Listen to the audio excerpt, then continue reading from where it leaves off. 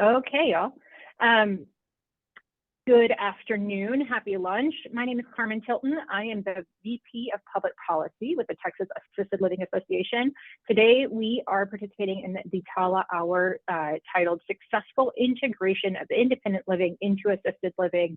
I am super excited about this topic, not the least of which because I get this question all the time, like literally today, this morning at 8:02, it was like somebody was watching the clock, waiting for 8 o'clock to pass, and then they sent me a call. So I get this conversation a lot. I get questions from providers who have excess space that they're looking to fill with independent living residents. Also, new development as sort of the model of senior living is shifting around a little bit. Today joining us, we have Misty Powell. Misty Powell is with Civitas Senior Living. She's been in the long-term care and senior living industry for 20 years. In her current role, primary responsibilities involve overseeing food and beverage, which we should have some conversations about that because I get questions related to food and beverage all the time. Civitas is also one of TALA's board members and are a phenomenal resource. I reach out to Misty and to her team all the time on a variety of things, such an incredible wealth of knowledge and a really phenomenal owner-operator. Greg Huntman is president of Pi Architects, has been involved in senior living projects since graduation from the University of Texas at Austin. Welcome. So Greg's passion for care led him to the forefront of developing dynamic, vibrant, and compassionate environments for seniors while supporting and fine-tuning efficient operations for owners. I'm just going to take a little tangent and say that Architects has a really phenomenal reputation, and I'm always really appreciative when I get to reach out to them and ask around questions on planning. During COVID response, when we were looking at like blueprints and trying how to move people through buildings and good design, Pi has been phenomenal. They span projects span nationwide. They have an office here in Austin, Texas, as well as in Central Florida. Greg and Missy, thank you so much. I am going to let you guys go. I'll put myself on mute and we'll get rolling. No, this has been a lot of fun. We've actually been working with TALAHour for a long time. So thank you so much for the opportunity. I was actually on the board pre-alpha. That's how long ago it was. A long time ago, which was a lot of fun to get to know everybody there. So thank you so much for bringing us on. It's going to be a lot of fun today. I've had the pleasure to work with Misty on 5 projects, I think, over the past 8 years, plus or minus, both with straight ALMC, ALMC plus cottages, and ALMC. From that standpoint, it's been a lot of fun to work with their group. I think they have a very unique perspective on how they do their buildings. And I think it actually leans a little bit more into an IL mindset in theory, in the way that they kind of price and think through, and then lean a little bit more into the middle market, which is really tough in reality, I think, from that standpoint. So really looking forward to what we're doing. So today, what we're going to kind of try to go through and do a list of questions. If you think it's really important, you can go ahead and bring it up during the presentation. We'll probably hit the majority of the questions at the end with the time allowing there, which I think we'll probably have a bit of time there. So we're going to hit the key considerations for adding independent living to your property, because sometimes people are saying, do I add in memory care, do I add independent living, what do I add? So what you want to think about, and what does the market actually allow? So the market study obviously will help define that. There's multiple types of independent living that we do on the communities, and some might actually kind of look a little bit more like assisted living. It may look more like assisted living that's a independent living unit, but then it's also something that looks more like an active adult. So there's a pretty broad group of type of projects that we're doing with that. We even have some clients that license the whole thing and then do it that way, and we'll talk through that. So we'll talk about the type of IL integrations as well. Missy's gonna go over the key considerations. We're gonna go over some examples early, and then kind of the finished product, and then do the Q&A at the end from that standpoint. So please do kind of give us some good questions to go through from that standpoint. Awesome, Greg. Well, again, loved partnering with you. I have 5, 6, 7 communities, however many it is. And thanks, Carmen. We love talent. We love partnering with you too. So if you are considering integrating IL, whether it's building on or, building from scratch, whatever floats your boat, there's some things to think about before, breaking ground. And kind of Greg mentioned to it, you want to know your market. You want to know who's around you. You want to know kind of what is setting you apart, and you kind of want to know your competitors. And 55 plus is a competitor, and they're kind of popping up a little bit everywhere. So you want to know the demographics you're going in, and the demand for that area, obviously. And then external considerations, again, cost. We know construction costs are, not cheap. So you want to make sure you have a plan of what kind of IL you want to do. And Greg and I will go through the different types and kind of some different strategy and design on that to help you kind of make a pro forma and really see if this is going to work for you. And then, of course, local regulations. It's not state mandated. It's not, state doesn't come in and audit you, but you still got to make sure you do some fair housing things and make sure you comply with the city when it comes to building any structure. So those are some things to think about. And then obviously the fun part is the internal portion. It's a thing that Greg and Civitas, we have 35 communities and we built really all of them but 2. So the design part is super fun, but you want to make sure that you're customizing it for you. And that includes what size apartments, how many common areas you're going to have, all that fun stuff plays into the cost and the pro forma. And then we can't not talk about staffing. So in IL and we'll go through this when we go through the different sizes, staffing is a huge component and can be really an expense that you have to take in consideration. And each design, we'll go through it, has different staffing needs that is going to be a cost for you. And then, of course, amenities and programming. IL residents, they're wanting to live a lifestyle that you do things for them because they've earned it, right? So amenities, what are you considering for your guests?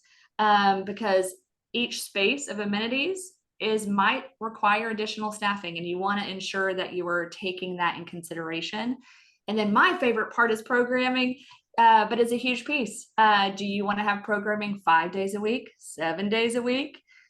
Do you want to have a bar? You want to have a gym? You want to have health and wellness services?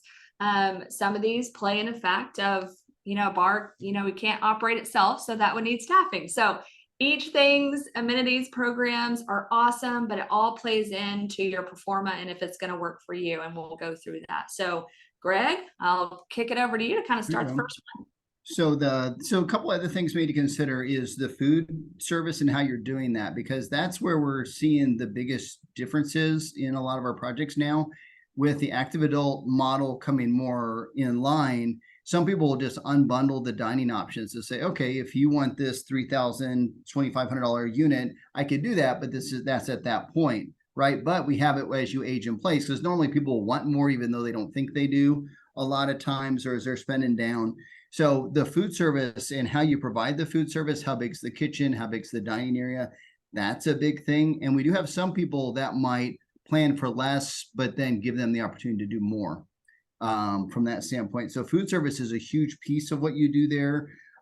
Again, it depends on whether, IL is incredibly broad. Do you feel more like an active adult? In an active adult, the residents kind of lead the programming a little bit more. So you do a little bit different model, and I'll show you one of those, or something that's more like that. Or do you want something that's more curated, right? Like independent living has been in the past, right? Or do you need something? Do you have excess bed you're trying to fill and you want to kind of bridge the gap? So that'll be something to consider when you're going kind of early on in it.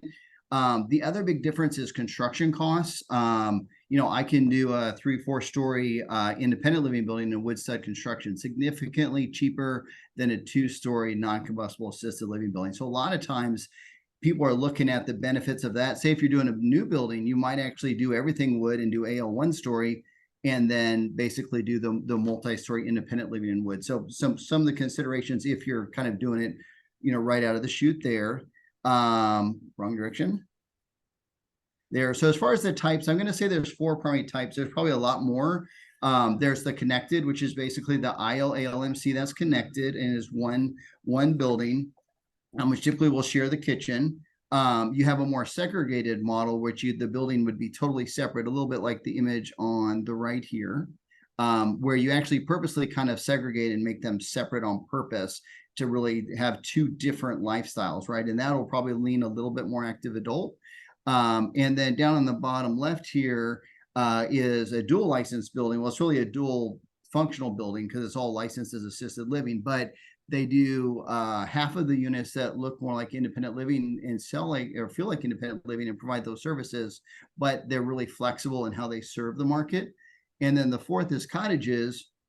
And cottages can be a lot different. It can be a single cottage, a duplex, or there's another model that's called a hybrid home, which is quite a bit different. It's almost like a little mini-like, a small building where you might park below the building and do units on the second, third, and fourth floor. So it's a way to get slightly more density off of the site on and using the cottage approach, but they're big, nice units like the cottages would be.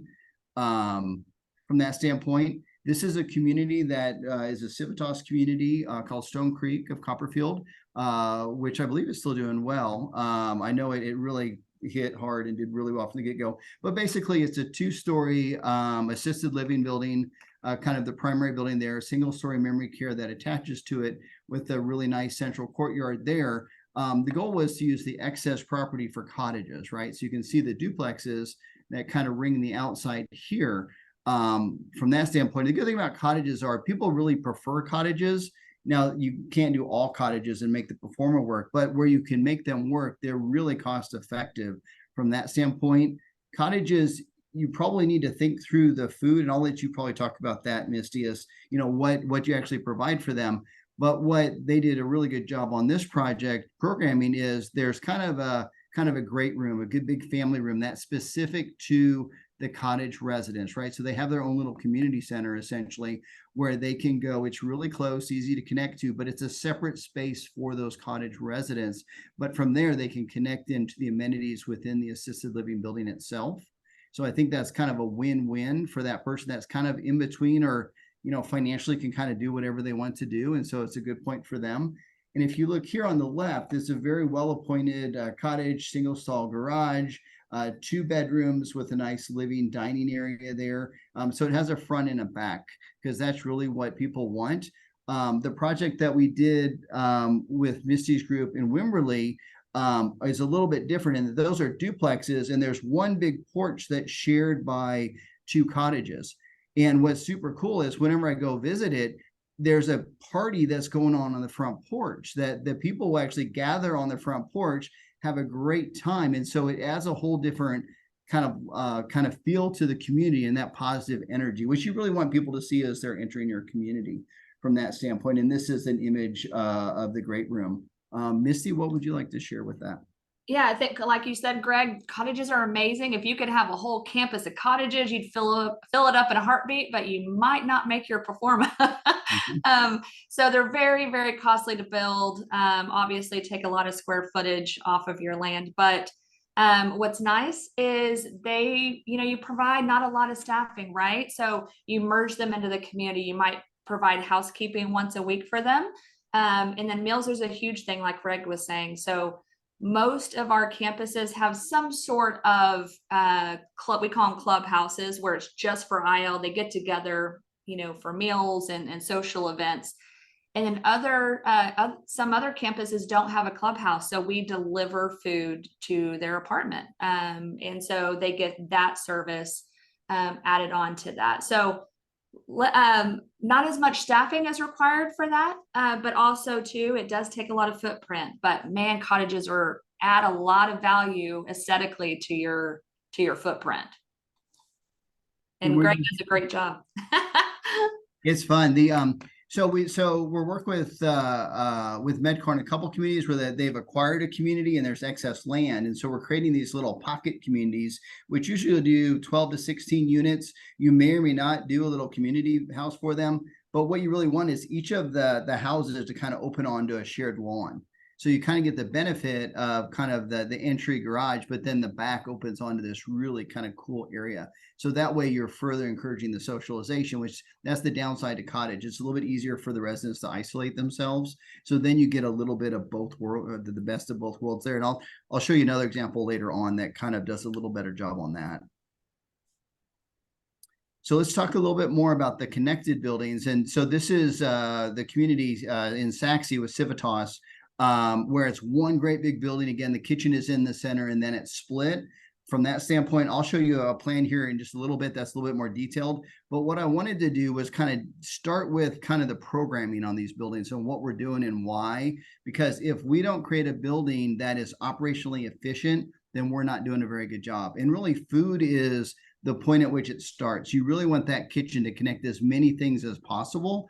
And if you can do that, your success is much better typically from that standpoint. This is a community called SPJST in Taylor, Texas. And it's been done a little bit a different approach to how it's grown as a community. It had a really old nursing home that they then added this basically this pinkish assisted living building to in a couple different phases there. And then they built the brand new nursing home in the top left, which is done real well. And now the next goal is to try to balance it with a much larger independent living community to really get more of that CCRC approach there. So the building that we're working on currently is this new 120 unit independent living building, which connects. Again, we're trying to connect it to the existing assisted living building so we can do that. So the image on the left kind of shows kind of the existing layout, and the right's kind of where we're sitting there. But they also know they want to do cottages. So the cottages are going to be the next phase down the road. So we'd add the cottages there, a memory care there, and then they own the land around us to do even more cottages in the future. So as we work through this building, the goal was to kind of create a community center that would support not just this 120 independent living units, but also maybe add a little bit of coolness to the existing assisted living building. So we could add some amenities to that a bit, but then also make this community center large enough to support that future 32 to 80 cottages as well. So really have a lot that we're trying to do with it. The current programming is they're looking at 1 meal per day as the base on the independent living, and then the grab and go would kind of expand that and maybe grow over time. But essentially, the design of it is kind of pretty typical of what you want on these buildings. Where you come in, nice porch, lobby, and you really focus that view into the wow shot, right? So you come in and you want the resident to picture themselves in the pool, looking really good, game on to the right, pickleball, because even if they can't play it very well, they want to know they could if they really wanted to. Have a pavilion close, which we really want to have bathrooms close to the residents, because if they can't get to a bathroom and shade both close, they're less likely to use the spaces. So bathrooms can be expensive, but it really does make a huge difference in how well they utilize it. Dog parks are huge right now. We're doing a lot more to kind of do that, including inside. It has a grooming and a pet washing station.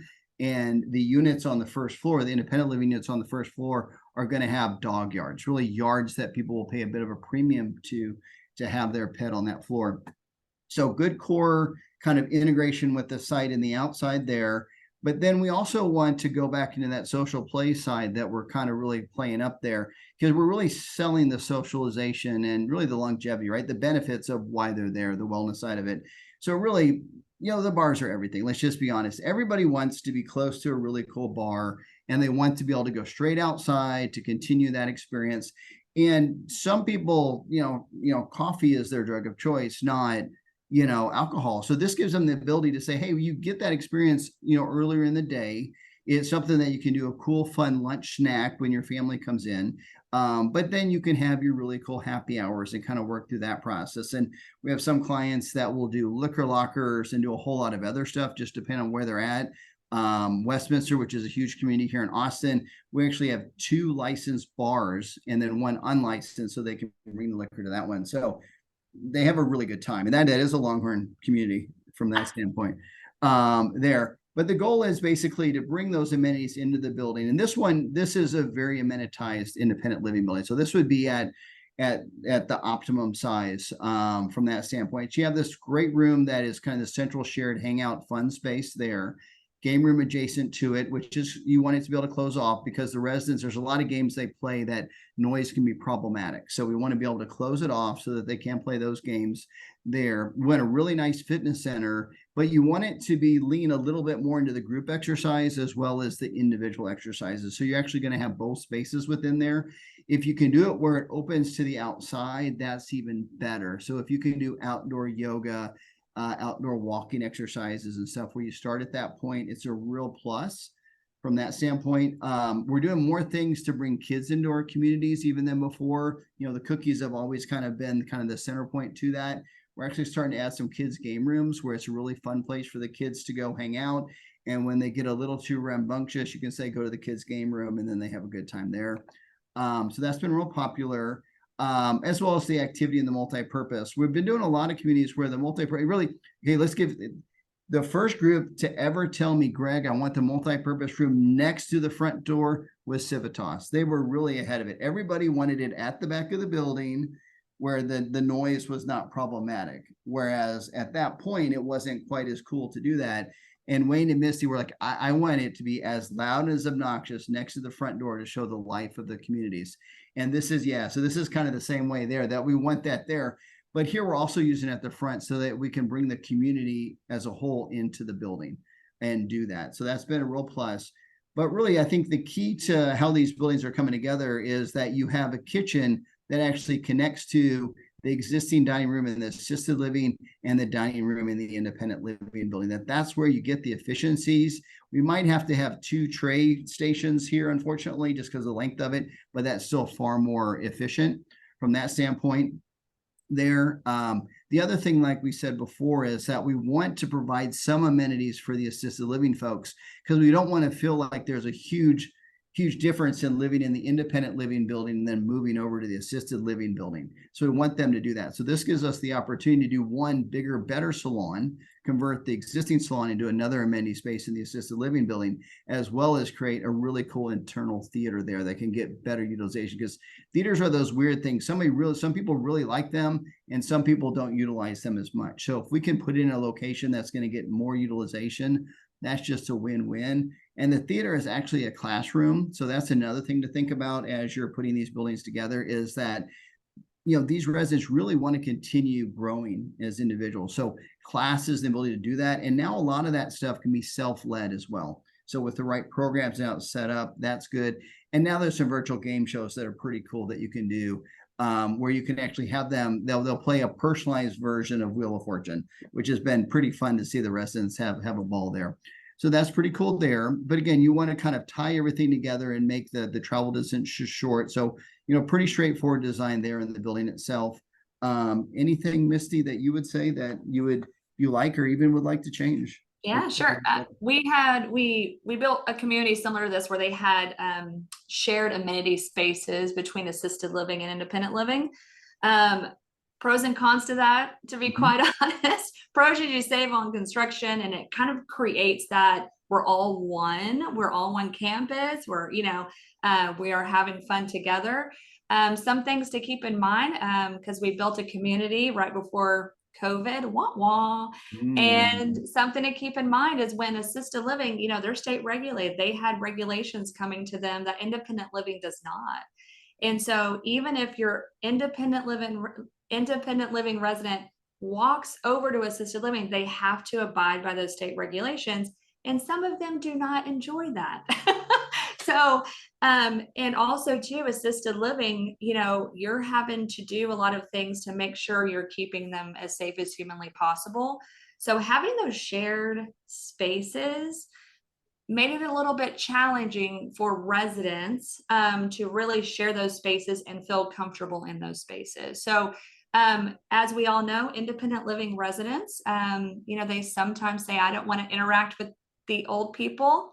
I hate to say it's true.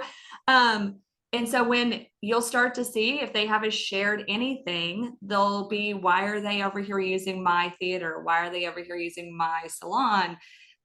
So it really takes a really good team effort to integrate those spaces well. So if you do have space like that, or you're thinking about it, my suggestion would be have specific times that those spaces are used for assisted living and spaces are used for independent living.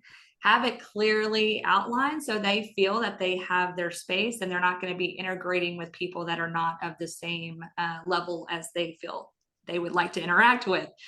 So just some things to think about, especially when you have regulations that are hitting assisted living. You want to try to not impact your independent living as much as humanly possible. But if they're connected, it might start to happen. So something to keep in mind on that part. Right. And we do have some clients that like more separation, and we have some clients that like a lot of integration. Sooner Station is OU's community that we just finished. There, they actually had a different approach that the community center was separate. So we actually had a community center that had all those active spaces separate. We actually then had a core in independent living that was smaller and a core into assisted living that was a little bit more because we really did want to allow them to stay there if they wanted. But then the kitchen connected very differently to the both dining rooms there. So the dining was separate from that standpoint, and they had a courtyard and this community center connected it. And that actually did it pretty successful because the independent living folks, they had their dining and they had a really cool bar and they had a pool and their own fitness area. So they had their core things. But then because there was a separate community center, I think it was a little bit easier to share that. It'd be fun to go back and see if that's worked completely as done there. So it's all over the place. Rural areas do have a tendency to commingle better than I would say than more of your city folk. Absolutely. I know there's two, you're going to go to that one, which is perfect. There's two, when they're connected, you can do exactly what Greg was saying. You can build common spaces that they share. Or honestly, the benefit of having it connected is to kind of share on some staffing in your kitchen, kind of like what Greg was talking about. So we'll talk a little bit more about the benefits of being connected, but having those different spaces. So this is kind of the predecessor of the 3D image you saw before. That was Saxy. This is Azel. And this one, I think, did a lot of what Misty's saying is that there's a very strong distinction and the doors were typically closed between the two areas. So this line here on the left is assisted living and on the right is the IL. Now I would say on this building, it leaned a little bit more active adult in that it was super efficient and a lot of fun, right? It wasn't a super, and it was I would call this more middle market if that's appropriate, Misty, in the way that in Azel and Saxy, they're, that's kind of the community there, like you were saying, but had a strong separation, but then you could walk through, but visually you weren't looking right at each other. So that's the big thing. Like the one that we did for OU, we just talked about, we actually purposely canted it so that you weren't looking into each other. So you could do that. But this one's interesting in that you have one main kind of entry drive here, and we kind of played up the entry into the IL a little bit more in that had the actual porte cochere that met the requirements for that. And essentially you could come in, they had their separate admin, and then they had all of their activity spaces, fitness, living activity, a really cool bar bistro, and a very large dining area there. They did have their own admin area. So this admin area was specific to the independent living here for them, although I'm sure they were sharing as well. Whereas we had a separate admin on the left side that was the admin that was connected to the assisted living entry here in the way that it came together. From that standpoint, again, it had a central kitchen that served both directions. And then we had more of our maintenance and the other support features as well that could come through and kind of connect. Because that's always the challenge. How do you get everything to kind of connect in this middle spot? But we didn't want it to feel uncomfortable if they were walking here. So there was a bit of a barrier between the two that they could walk through while they were serving from that standpoint. And this did have one serving line that served both ways. So that was a benefit within this community here. Again, the main courtyard still leaned a little bit like the other one where it had a nice pool, cabana, bar area outside. Really nice from that standpoint. Within the assisted living, it had all the normal stuff that we'd have there, the great room, the living room, the dining, the activity spaces from that standpoint. We were taking food to memory care because you can't connect to memory care and AL when you add the IL. So we did have food that we were taking over to that point. But the other thing that they did is they wanted to create a really cool outdoor gathering area for outdoor activities. So it could be a music, it could be a theater, it could be whatever. So there was a desire to say, hey, we do want a neutral ground, but it's more exterior that is in this area out here. So what you're seeing there is kind of the expansion of the dining into kind of the central core area, which did have those amenities. And I'm not sure if this one did. You did some that actually had more of an amphitheater as well from that standpoint. So there was the ability to kind of commingle, but at there if they wanted to, which I thought was really cool. From that standpoint, what else would you share on this one, Misty? I think the connection, the benefit, the biggest benefit to having them together, but also having separate activity spaces is really that kitchen. Really, kitchens are costly to build, and there's a lot of things happening. I mean, you're serving anywhere from 100 to 200, 300 plates in a meal service. So it's busy. And the more support that they can have and more eyes on it during those busy times, and not having your kitchens separate is a benefit. So really these connected units, that first one that you saw that had those common spaces, those are great for integrating, right? So assisted living's already used to going to independent living. Independent living's already used to seeing assisted living residents. So they're not necessarily scared off by transfers or by moving into those spaces. But again, has those cons too that we kind of talked about, but both benefit food safety and food service, and also do your kitchen staff. You don't need as many kitchen staff when you just have one kitchen than when you have a satellite kitchen or another full kitchen.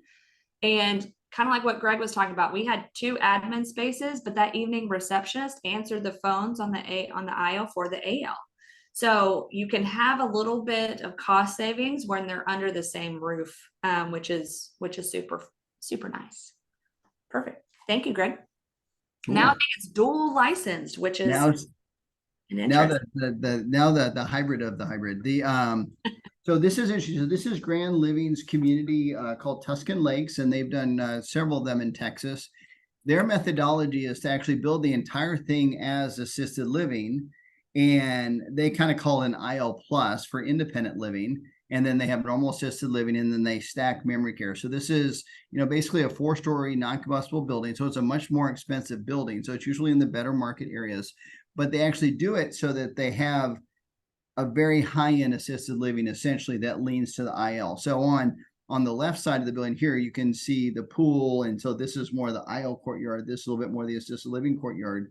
But you actually have one entry that goes to both. So you go to the left to the independent living, to the right, but they really commingle the areas. They don't really specifically delineate what is IL versus AL. Now you do walk into kind of separate ends, like I would say, of the dining area, so you can share that. So I think that's a plus there. And obviously the memory care is very isolated. They actually have 2 floors instead of one big 32. It's 2 16s in 2 floors in this building. But it's an approach that Grand Living has done a really good. They've kind of set themselves apart in the market to say, hey, we have really nice assisted living units, basically, right? This IL plus. They do larger units, which would have a cooktop and a washer and dryer in it, essentially. So it's an IL unit. So for the people that are more capable or really aren't quite ready, even though they should be in assisted living, they're not ready to do it. So it gives you another version of it. We have another building for InvestCore that's similar. It's a big 1-story version where it's the same thing. Everything's shared in the middle, and it's really fun and action there. But then the units on the left side of the building lean more larger as an IL unit, whereas on the right, it's more active adult. So as the marketing or salesperson is talking to the resident, the prospective resident or the family member, and usually they're saying something different, right? They can basically begin to say, oh, well, I think this is, or really set it different. And then for somebody that might be financially capable, or by God, they're going to enter an assisted living building over their dead body, they say, oh, that's fine. We actually have an independent living portion of our building, which is really for people like you. And so it gives them a whole nother option that they just have in this really big assisted living building. So it's been real successful, and you can go check them out from that same way. This one just opened there in Tuscan Lakes. Anything else on the dual license, Misty? We haven't branded there yet, so no, but it's an interesting model. Yeah, it'll be interesting now as everything leans. There's so many different ways to do things, and everybody seems to be leaning to the stuff that takes the least amount of staff and is the cheapest to build, essentially. Absolutely. So there. So the satellite building. So there's another concept that we've been doing, which is the satellite building, which is really a separate building, essentially. And it could be that it's actually close, but a couple blocks away, or it could be actually right adjacent to it. So this is a project in Florida, which the right side is a big assisted living and memory care building. And the left side is a future active adult building, basically, which ironically, that might get built first now in today's market. But essentially the goal there is let's do a separate active adult IL building or something in between. I will say that when you do a separate building, you're probably going to lean a little bit lighter on the food service. So the question is does it say that it's food service, but it's really a box lunch or a little catered more option that comes out of the main assisted living kitchen? So that would be something to think about within that.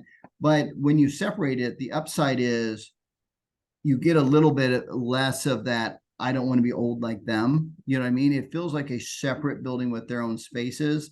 And it's a little bit easier to do less staffing in that building because of that, because it's going to be a little bit more resident, you know, controlled activities. They're going to kind of do a little bit more of that.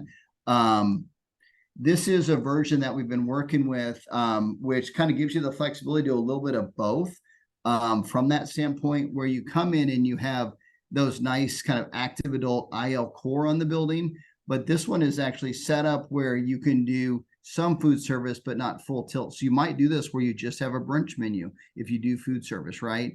Or you might do it where you do a little bit of a sous vide model. If you've heard about that model, that's starting to come where sous vide is where you put it in water and you boil it and you bring it to the right temperature and then you serve it. So the sous vide model allows them to bring bulk food kind of already prepared but cold to your community. And you basically just put it in the hot bath to bring it to the right temperature. And then you basically just use that model to provide a little better quality food than you might have with a lower quality, you know, food service, you know, personnel there. It's something that's kind of hitting pretty hard right now. But essentially on the satellite building, you still want to have those nice amenities where you have the lobby, the great room, the lounge dining, and the multi-purpose and fitness, but it becomes much smaller and compact on purpose, not just because you want less staff, but you want energy, right? You know, we have another building that we did that the community center is actually too small, but I tell you what, up to about 60 or 70% occupancy, it was amazing, right? There's all this energy in the core. And then it got a little small, but there's still more energy there, right? Because of the size, and the outdoor spaces are great overflow there.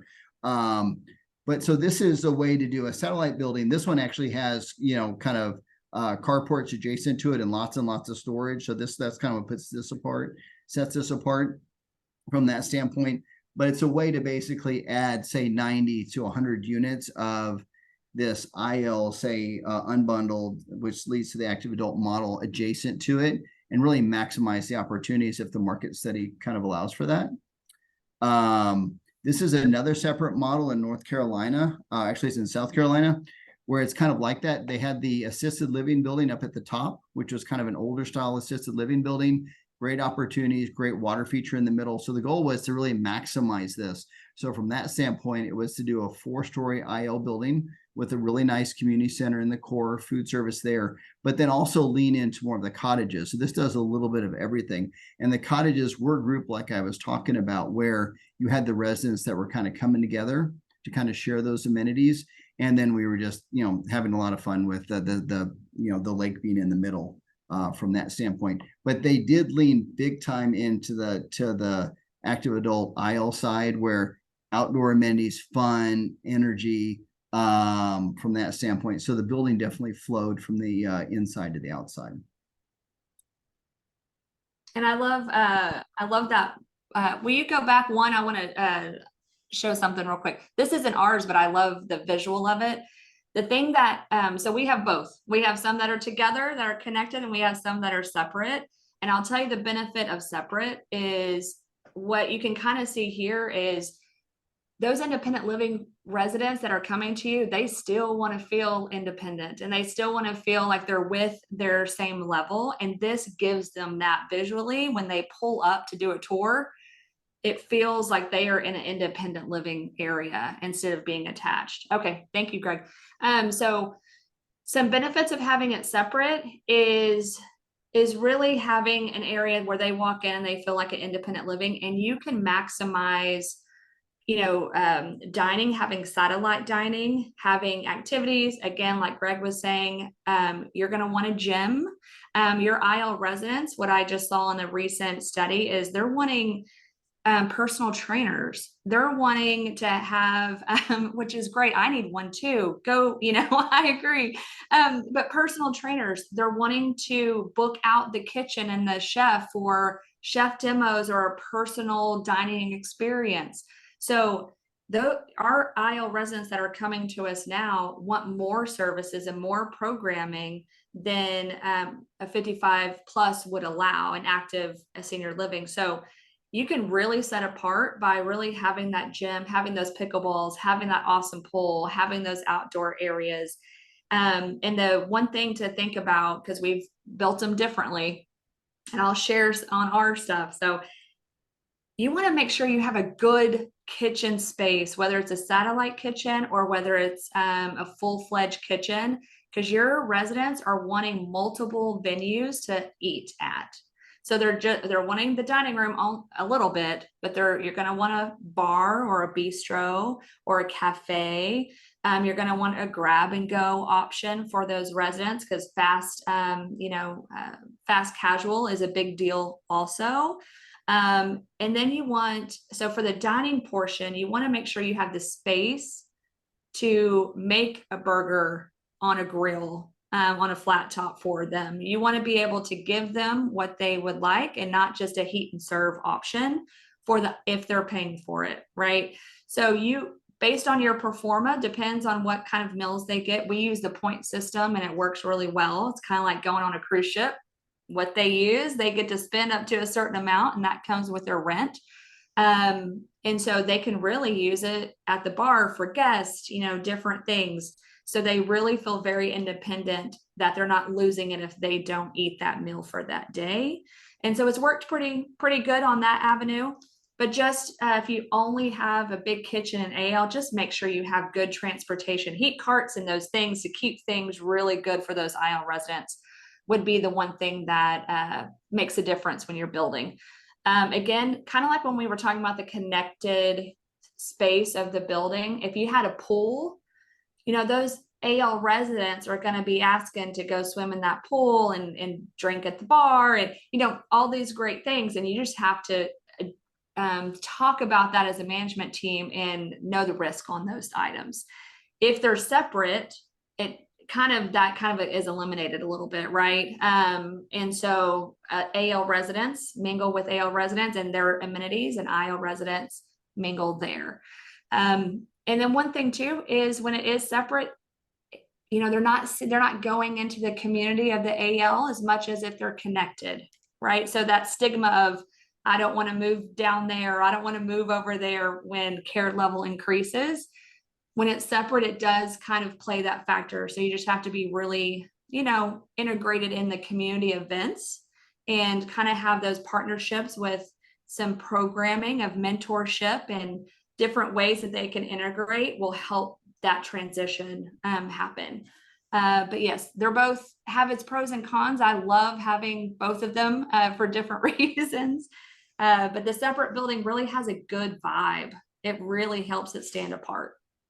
Exactly. And I think you can, if people really want a separate building, but they want the connected as well, you can further define and zigzag the connectivity to it just to not make it as obvious, right? So there are ways to kind of do it to make it worse. Like the example I showed that was more diagrammatic, I could have really made that quarter wonky on purpose, or made it like, instead of going through, because we're kind of going through the dining and the kitchen and the support space, I could make that feel really ucky, right? So I could actually literally go in and make that feel that they're walking through the bowels of the building, but instead we want it to be nice and connecting. So there's a lot of things that we can do as we're designing the buildings to lean into whatever direction you want. From that standpoint, you can add a ramp, right? There's other things you can do that just feel more separate from that standpoint. Absolutely. Absolutely. So I know that, there's many different ways you can build independent living onto an assisted living form, or adding it to it, or just a standalone. But these are the ones that Greg and I have worked with and have found really beneficial and has worked really well. So yeah, Carmen, we're gonna kick it over to you to talk about any questions that have come up, and anything that you want to chat I have a question for Misty. Oh yeah. Okay, how are you handling the bar when people want more than you're willing to give them? So the bar has been a bit of an issue, I understand, and people have had to limit the happy hours and stuff like that. And we're doing it in assisted living too, not just IL.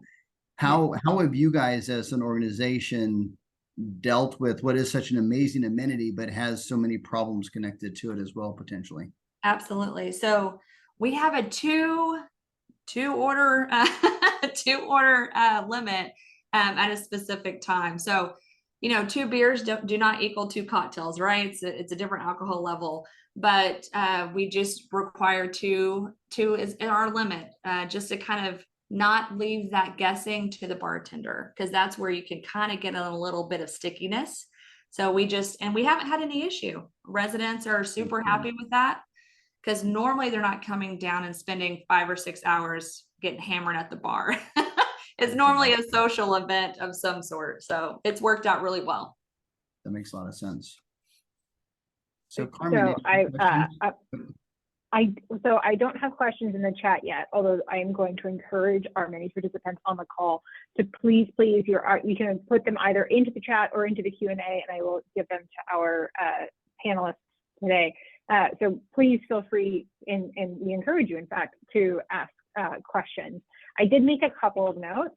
And actually, Greg, I want to hit on the alcohol issue because I've received several questions about residents and consumption of alcohol, because there's a residents' rights component to, they have the right to consume. There is this weird gray area line where the consumption of alcohol can impede their ability to care for themselves, and then they fall into this category of a risk to self or other, which can be an impetus to prompt a conversation between the community and the resident. And so it becomes this, if you have a resident who is over consuming and is reluctant to acknowledge they have an issue, and they are becoming a fall risk, or they are unable to manage their medications, or they are unable to manage their health care, or they're becoming aggressive, or they're putting other people at risk, the community can say, hey, this behavior is putting your health at risk and the resident, or other residents at risk, and that can be sufficient and appropriate grounds for removal from the community. So, but it is a huge issue, and it has come up like several times where we have had residents who have had this issue. I also want to, one of the things I want to call out on the dual license, because it's interesting, you call it the dual license, and I almost raised my hand to ask a question in that moment.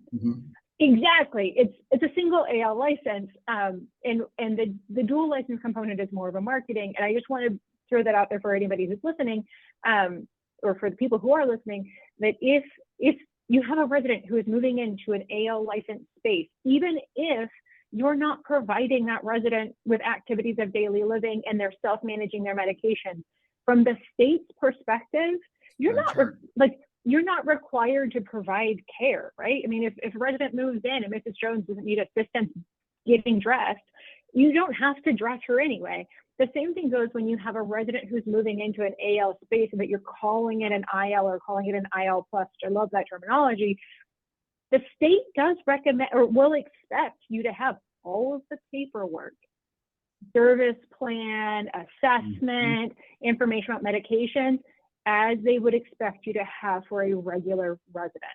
So what that conversation is like between the community and the resident related to that room as an IL plus, when the surveyor comes into the building, they will expect you to have all of your ducks in a row as though they're a regular AL resident. So just because you call it an IL room doesn't exclude you from the AL stuff. Okay, so we have a question.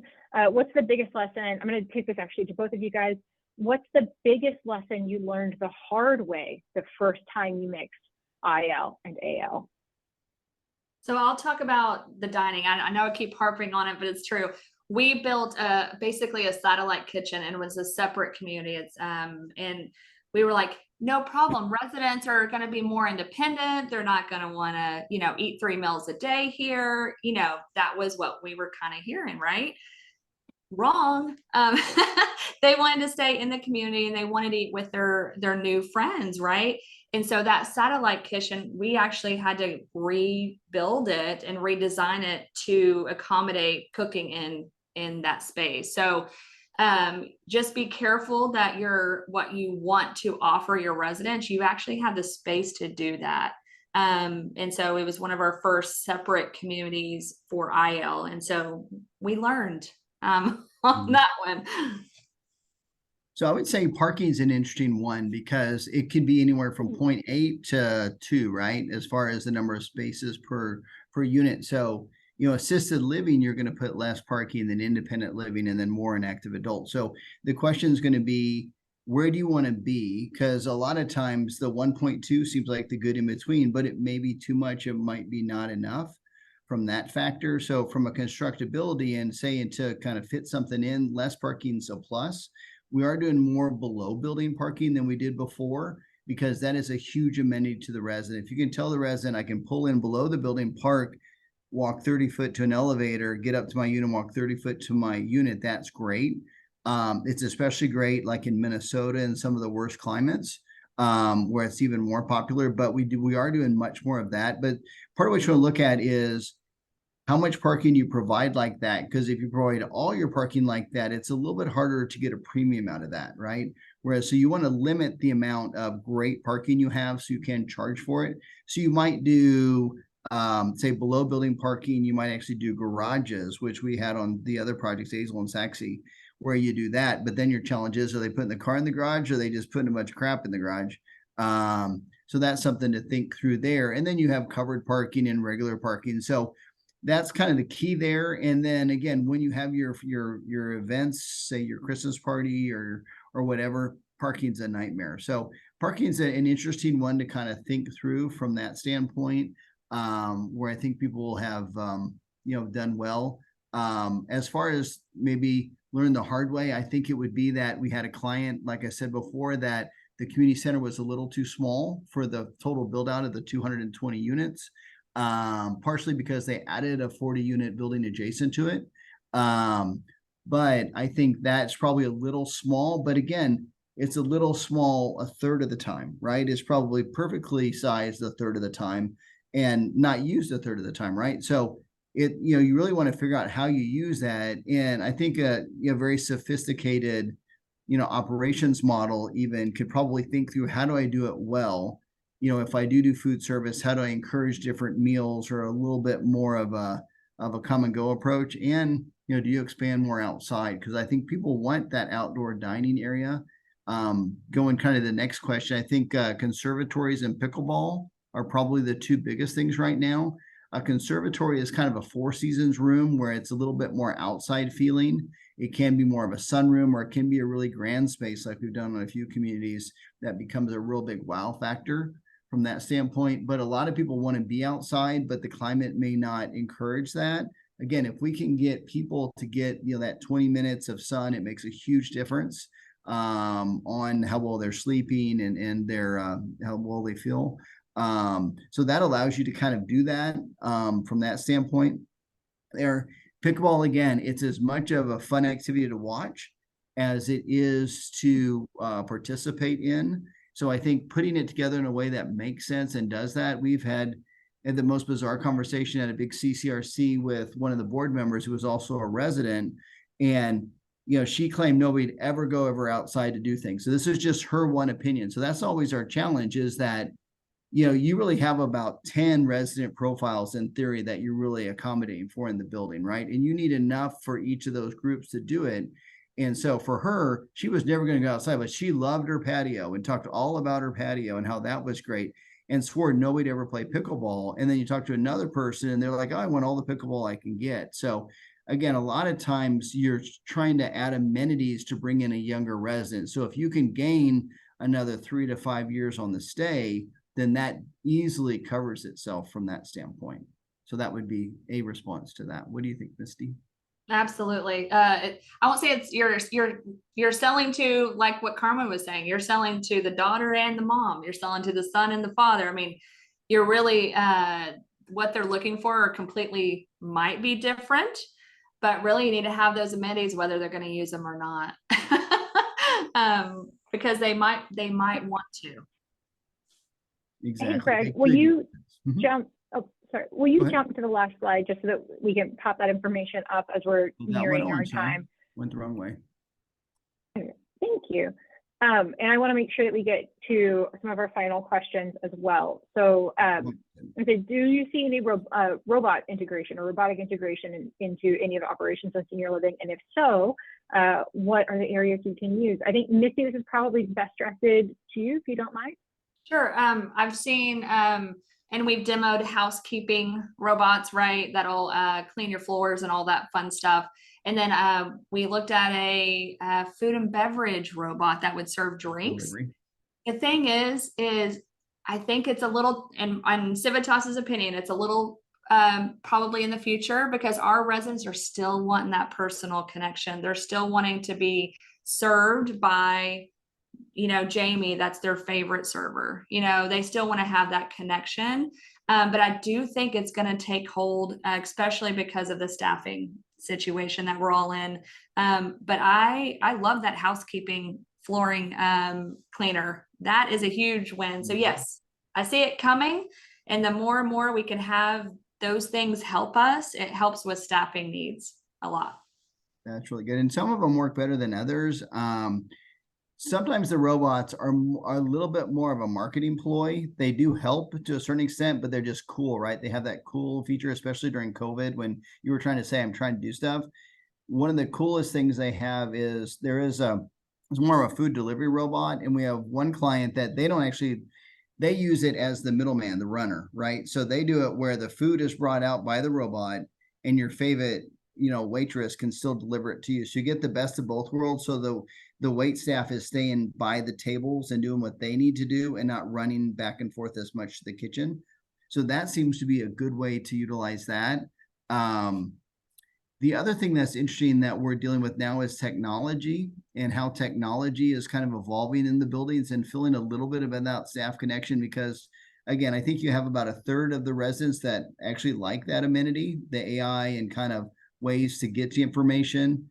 A third could care less, and a third will, do it over their dead, body, whatever. So, everybody's a little different on that. I think that there's going to be more integration of that. So when we're doing our buildings now, we're creating an incredibly robust kind of system, kind of underlying system within the building network that will allow the growth, because it's really expensive to add later from that standpoint. And we're doing fiber in buildings now and stuff like that. So really think through how you're going to integrate and utilize that. And if you are adding an IL, especially if you're leaning a little bit more active adults on the program and the amenities, you probably want to think through the technology and the applications and the way that you're kind of integrating and providing service to the residents. How do you allow them to feel like they're being heard in a way that's that connectivity, but you better respond pretty quick when they reach out. So that'll be an issue. That's big evolution. To add a little bit on that one, the state is currently reworking what they had initially drafted as a provider letter and additional guidance around electronic monitoring. And because I go to conferences fairly frequently, and oftentimes you see on the trade show, they're like, oh, we can tell you as soon as a bed is wet. We can tell you if a cabinet has been opened. We can tell you if a resident's moving around. All of that is considered electronic monitoring. And so there's a whole layer of permissions and consent and notification, and it's sticky. It's not a really clear thing, and it's relatively new in senior living, and HHSC is really having to wrestle with it. And that includes when families are bringing in things and bringing in additional electronic monitoring. So it's really, really important that you inform your families that all sorts of things that are monitors that they may not think of as monitoring from a legal perspective, from a regulatory perspective, they kind of are. So you need to make sure, in my general opinion, it's better to get all of the consent and be really, really clear up front and have more people signing off on things than inadvertently have monitoring going on and not have consent from roommates, not have consent from families, that sort of thing. I want to make sure, so as we're nearing the top of the hour, and we can go a little bit over, but I know for those who have a sharp 1 o'clock deadline, we wanted to go through this. On November 16th, which is coming up around the corner, we have an online dementia intensive. It's a partnership that TALA does with James L. West. It is really phenomenal. I mean, I did it last year and I just learned absolutely so much for communities who are Alzheimer's certified or who are have staff members who are caring for individuals with residents with dementia or Alzheimer's and need to have dementia CEUs. You're in luck. This program, this intensive, is tailored to fit to those regulatory requirements. You can go onto TALA's website to learn more information, sign up, pay, all that fun stuff. November 20th is the deadline to submit general and breakout session proposals for TALA's annual conference. Again, you can go to TALA's website if you are interested, or if you've got some burning topic that you'd like to share with the world. We'd love to see your submissions. At the same time, TALA has done this incredible, Rose Sines, who's on our team, has done this incredible leadership development series that is, I'm super excited about. And you can find that on our website as well. It's tala.org/LDS. That stands for Leadership Development Series. And then of course, if you have not already signed up, please sign up for the TALAHour. It is a monthly, we only hit your inbox once a month, newsletter. We cover rules, regulations, happenings going on, things you should be aware of, all sorts of really, really helpful and impactful information. I think our TALAHour is one of the things. I mean, I know we have competitors who sign up on our TALAHour just to see what all we're putting out, and I have seen them full on copy and paste it and send it out as though it's their own. And you know what? I'm actually okay with that, because when we put out good information, we want everybody to have it. It's totally free. So please, please, please avail yourself of that resource. Greg, what are some resources for IL buildings in regards to local regulations? I don't have an answer on this one. So I always say, you know, you got to check with your municipality, but do you have some sort of secret?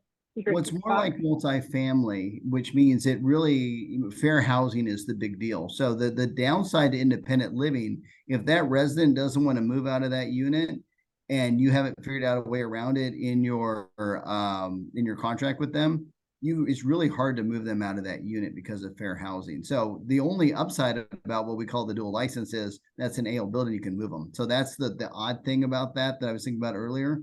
But normally there really isn't. Now the kitchen itself will be a little bit more directed by the local health officials on the kitchen itself. They'll have a little bit more voice on that from that standpoint. You have that there. If it's a HUD finance building and you go for the affordable part of HUD, there are requirements that they have as far as the management of the residents and stuff like that. But otherwise, it's a much cleaner, easier to do method. But again, you're not providing care. You know, one thing that we probably didn't address is home health. A lot of folks are integrating a home health space into their IL or active adult building. And that can be as simple as an office where they can hang out with, or it can be an extension with some physical therapy components. So it really depends on kind of who the owner is. We've actually done some buildings with some home care companies, which is kind of interesting the way that they think. But yeah, so that would have its own thing. There are some ways that if you do a clinic, you have to separate it out with a fire separation. So that can be an issue sometimes, but yeah. I will also say it is a bit of an ethical gray area to do IL and home health and to have a really strong connection or business connection between the two. It starts to verge into the definition of AL, which would require you to be licensed. I will also note that IL with home health is not shielded by medical malpractice limits in Texas the way AL providers are. So as people are increasingly doing healthcare delivery in an IL setting, they should be aware that there is a very different risk and potential lawsuit action that happens if it's in an IL building versus a licensed AL, because ALs are healthcare facilities and protected by medical malpractice limits in Texas. So the dual license helps that, ironically. I didn't even think about that. I will also note on some of the separated buildings, because this has come up before, if it's licensed for AL, you are required to provide activities, right, as Misty was mentioning, and you have all of these licensed spaces and activity spaces. If your activity spaces are in your IL building, which are permissible, and your activities that you're advertising to your AL residents are located in your IL building, if you have residents who need you to facilitate transportation over there, you have to provide it.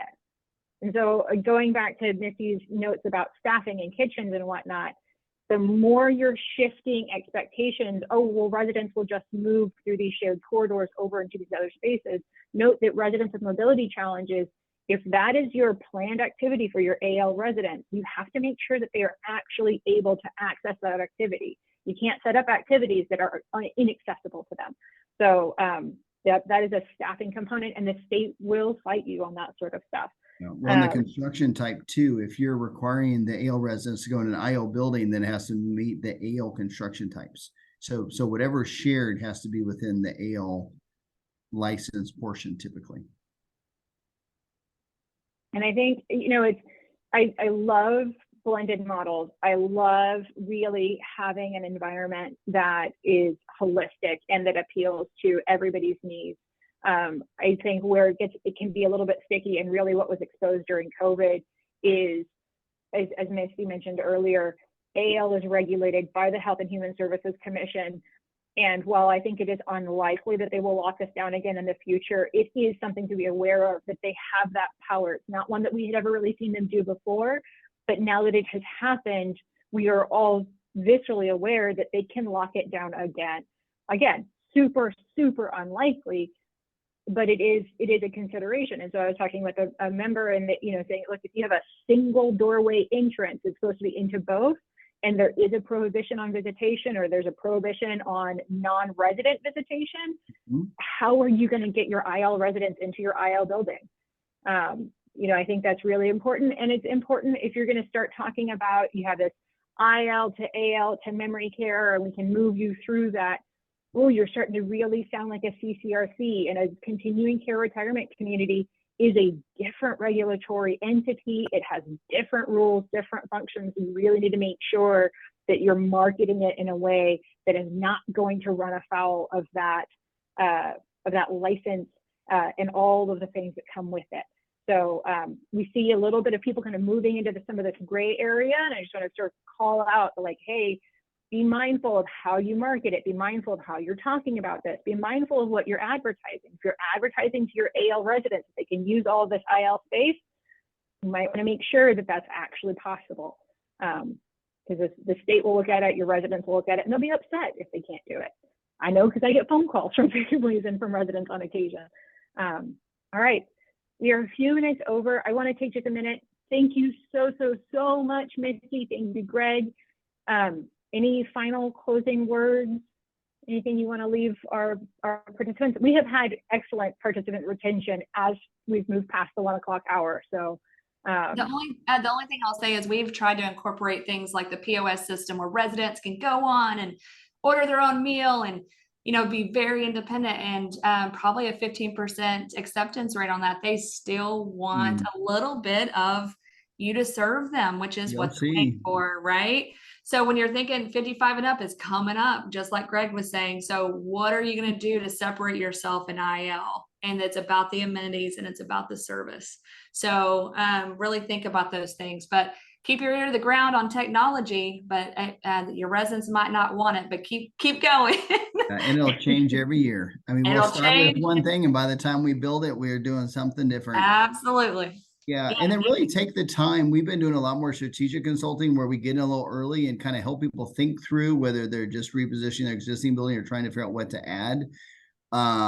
Work with somebody that has a really deep understanding of the operations and the design kind of integrated, because there's sometimes that we can see things that may not seem apparent, and it may not even be that expensive to do. So there's a lot of things that can happen and might be a windfall, but not be very expensive. So there's just a lot of things that you can look at and then work towards, so that you're not, it's difficult for us when we go to a building and they just did a renovation. They just did this, and oh, why did they do that there?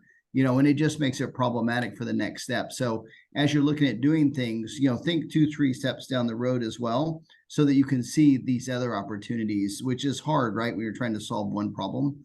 But yeah, don't be afraid to kind of think a little bit further. Thank you. Yeah, thanks, Carmen. Thanks, Greg. Well, yes, thank you, everybody. Have a lovely rest of your Thursday afternoon, y'all. Thanks, everybody. Bye, guys. Bye.